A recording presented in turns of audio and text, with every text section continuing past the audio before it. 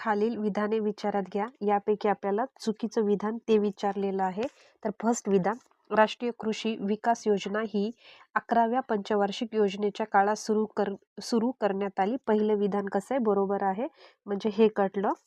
Second विधान बघा, समकालीन फल उद्यान विकास उपक्रम 12व्या पंचवार्षिक योजनेच्या काळात सुरू केला गेला. दुसरं पण विधान कसं आहे? बरोबर आहे, म्हणून हा विधान कटलं. या बघा, राष्ट्रीय अन्न सुरक्षा उपक्रम हा सन 2009 ते 10 मध्ये सुरू करण्यात आला. तर क विधान कसं आहे? आपलं चुकीचं आहे. तर आपलं आन्सर येणार क. तर हे विधान का चुकलेलं आहे ते बघा.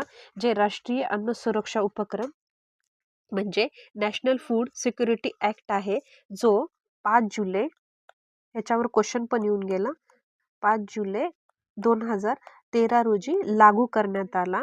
आणि त्यानंतर बघा, राष्ट्रीय अन्न सुरक्षा अभियान ही योजना होती जी 2007 मध्ये सुरू झाली होती. यामध्ये काय होतं, उद्देश काय होता याचा? नागरिकांना अनुदानित दरात पुरेसे आणि दर्जेदार अन्न उपलब्ध करून देणे हा राष्ट्रीय अन्न सुरक्षा अभियानाचा उद्देश होता, जो 2007चं होतं. आणि हे जे ऍक्ट आहे तो 2013चा होता. यावर आयोगाने खूपदा क्वेश्चन विचारलेला आहे.